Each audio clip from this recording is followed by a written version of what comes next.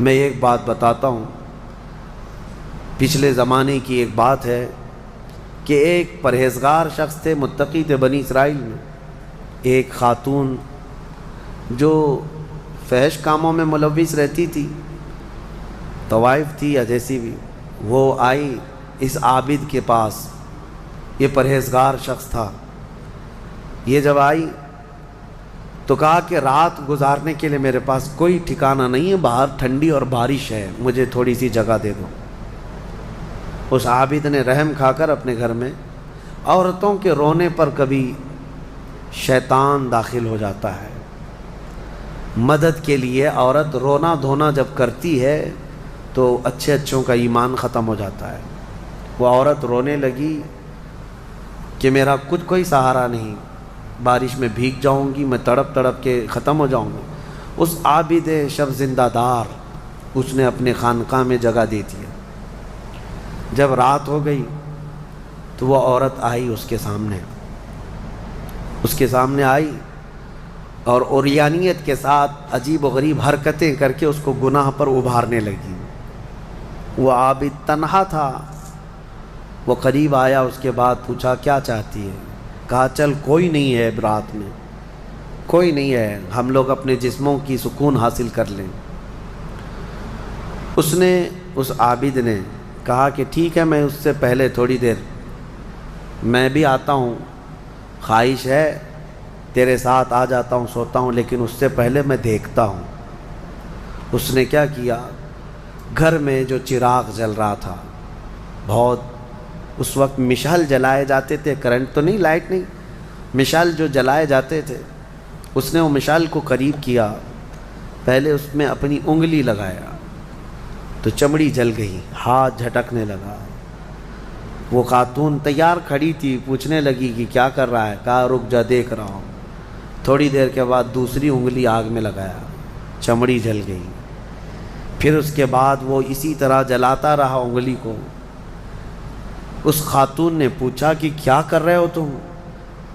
اس عابد نے کہا میں دیکھ رہا ہوں، اس آگ کو میں برداشت کر سکتا ہوں تو پھر ٹھیک ہے، میں یہاں مزے بھی کر لوں گا، اس لیے کہ یہ جہنم کی آگ اس سے 70 گنا زیادہ تیز ہے، میں نے سنا ہے۔ دیکھ رہا ہوں کہ یہاں کی آگ میں برداشت کر پاتا ہوں۔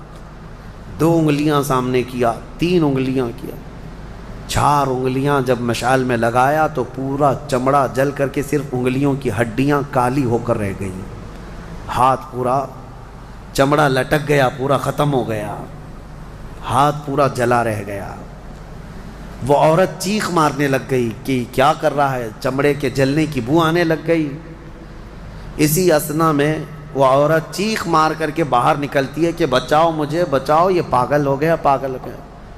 بادشاہ کی پولیس وہاں سے گزر رہی تھی، آئی اور اس نے پوچھا کہ کیا ہوا ہے؟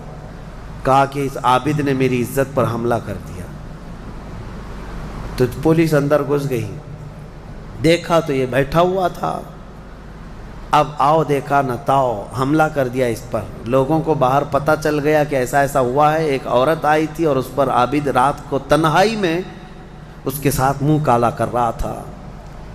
تو لوگوں نے مارنا شروع کیا، اتنا مارا کہ وہ عابد مر گیا، انتقال ہو گیا، ختم ہو گیا۔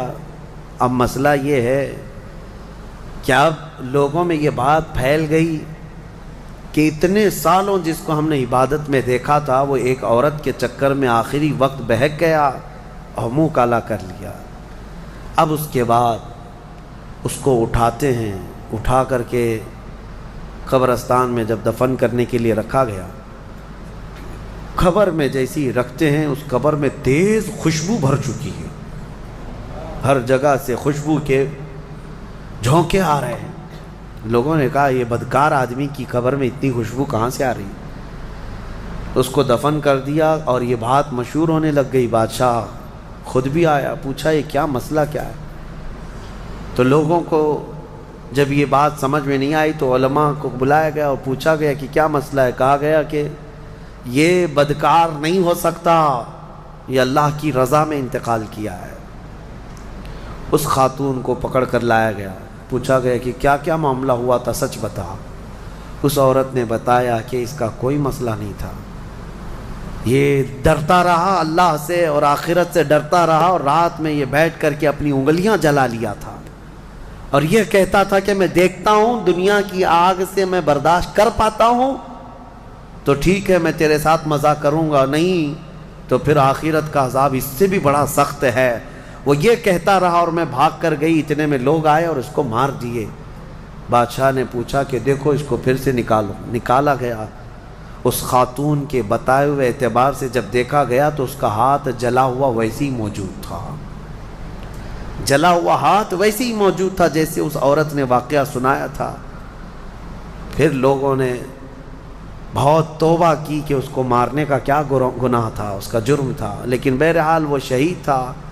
اس حکایت کو نقل کر کے فرماتے ہیں صاحب حکایت کہ یہ وہ لوگ تھے جن کا ہر کام آخرت سے جڑا ہوا تھا، وہ ایک حرکت بھی کچھ ان کو دنیا میں ڈگمگ نہیں کرتی، ان کے پاؤں کو نہیں پھسلا پاتی۔ کیوں؟ وہ ڈرتے اس بات سے تھے کہ آخرت میں کیا ہوگا، آخرت میں کیا ہوگا۔ میرے عزیزو، میں آپ کو بتاؤں زنا کی جو سزا ہم نے بتائی تھی، اس سے قبل بھی میں نے بتایا کوڑے مار دیے جائیں 100 یا سنسار کر دیے جائیں، یہ آخرت میں دی جانے والی سزا کا 100واں حصہ ہے، اس سے 100 گنا زیادہ سزا وہاں پر قیامت میں۔ تو پھر وہ کیسی ہوگی سزا؟ پھر 100 گنا زیادہ سزا کیا ہے؟ اسی لیے فرمایا گیا جہنم کا ہلکا عذاب۔ پوچھا گیا حضور سے سب سے کم عذاب کیا ہوگا؟ سب سے کم کسی کو عذاب دیا جائے گا اگر دوزخ میں تو کیا ہوگا؟ فرمایا گیا کہ اس کو آگ کی جوتیاں پہنائی جائیں گی جس کی گرمی سے اس کا بھیجا پک کر کے ابل رہا ہوگا۔ یہ سب سے ہلکا عذاب ہے دوزخ کا۔ پھر جہاں اللہ نے عذاب علیم کہا، عذاب عظیم کہا، عذاب مہین کہا، دردناک عذاب، بڑا